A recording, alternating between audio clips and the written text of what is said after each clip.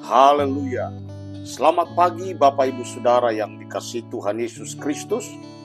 Kembali kita berjumpa dalam program Pagi Bersama Tuhan. Saudaraku, pernahkah saudara kehilangan sesuatu yang berharga bukan karena salah, bukan juga karena dosa besar, tetapi karena terlalu cepat mengambil keputusan? Jawabannya kita akan lihat sebentar di dalam renungan kita pagi hari ini. Tetapi sebelumnya mari kita berdoa. Bapa di surga, kami mengucap syukur buat hari yang baru yang Tuhan berikan pada kami. Terima kasih buat penyertaan-Mu sepanjang malam yang sudah berlalu. Dan pagi ini sebelum kami beraktivitas, kami mau merenungkan firman-Mu. Sucikan, kuduskan, dan layakkan kami, dan berikan kami pengertian-pengertian yang baru. Di dalam nama Yesus, haleluya, amin. Hari ini kita datang ke rumah Tuhan, atau kita mendengarkan renungan firman Tuhan pagi hari ini, bukan sekedar menjalankan rutinitas, tetapi untuk mendengar suara Tuhan. Firman Tuhan bukan hanya untuk menghibur, tetapi juga menegur, meluruskan, dan menyelamatkan kita dari kesalahan yang kelihatannya kecil, tetapi dampaknya besar. Saudara-saudara yang dikasihi Tuhan, banyak orang percaya tidak jatuh karena dosa besar, tidak jatuh karena meninggalkan Tuhan, tidak jatuh karena berhenti beribadah, tetapi jatuh karena tidak sabar menunggu waktu Tuhan.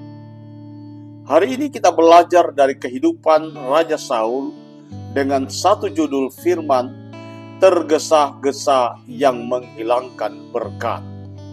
Mari kita membaca di dalam 1 Samuel pasal 13 ayat 8 dan 9. Ia menunggu 7 hari lamanya sesuai dengan waktu yang telah ditentukan oleh Samuel.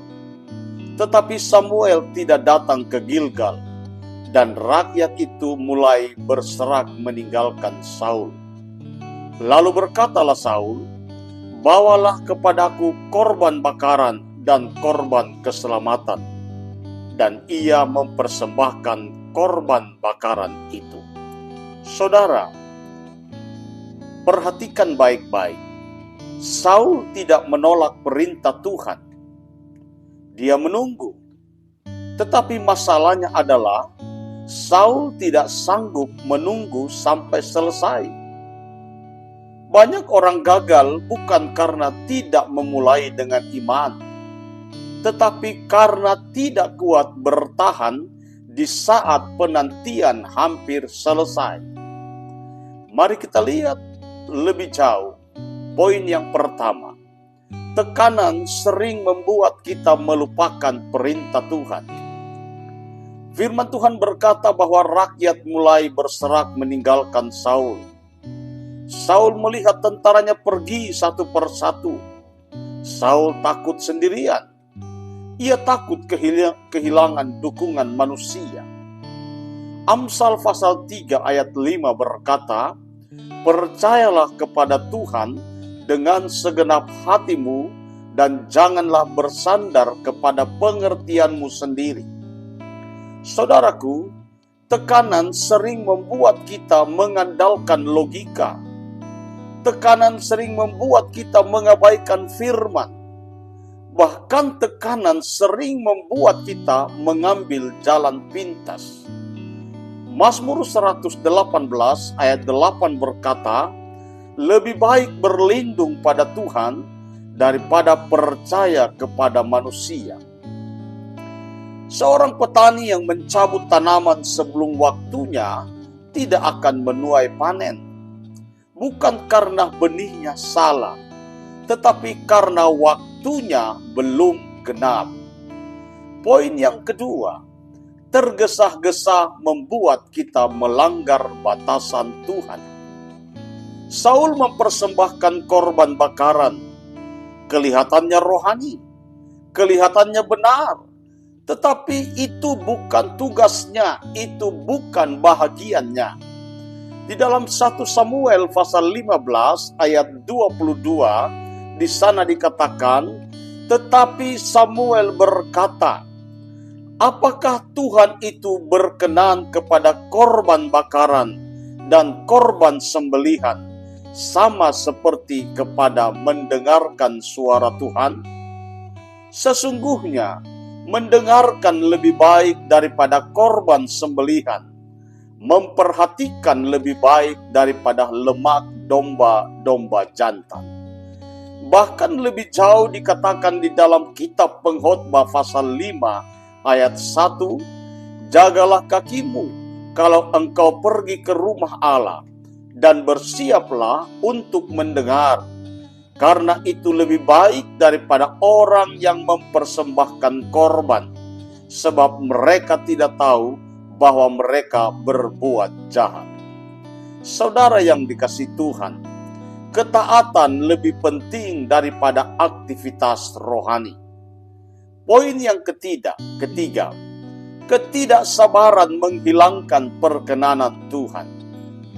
Ketika Samuel datang, ia berkata kepada Saul, di dalam 1 Samuel 13 ayat 13 dan 14. Kata Samuel kepada Saul, engkau telah bertindak bodoh, sebab engkau tidak menuruti perintah Tuhan Allahmu yang disampaikannya kepadamu, sebab sekarang Tuhan akan mengokohkan kerajaanmu atas Israel untuk selama-lamanya. Tetapi sekarang kerajaanmu tidak akan tetap. Tuhan telah memilih seorang yang berkenan di hatinya, dan Tuhan telah mengangkat dia menjadi raja atas umatnya, sebab engkau tidak menuruti apa yang diperintahkan Tuhan kepadamu. Satu keputusan tergesa-gesa memindahkan berkat, menutup masa depan, menyerahkan kesempatan kepada orang lain. Galatia 6 ayat 9 berkata, janganlah kita jemu-jemu berbuat baik, karena apabila sudah datang waktunya, kita akan menuai jika kita tidak menjadi lemah. Poin yang keempat, menunggu Tuhan adalah iman yang dewasa. Menunggu bukan berarti pasif. Menunggu adalah tetap taat di tengah ketidakpastian. Yesaya 40 ayat 31 berkata, tetapi orang-orang yang menanti-nantikan Tuhan mendapat kekuatan baru. Mereka seumpama Raja Wali yang naik terbang dengan kekuatan sayapnya. Mereka berlari dan tidak menjadi lesu. Mereka berjalan dan tidak menjadi lelah. Lanjut di dalam Mazmur 37 ayat 7. Berdiam dirilah di hadapan Tuhan dan nantikanlah Dia.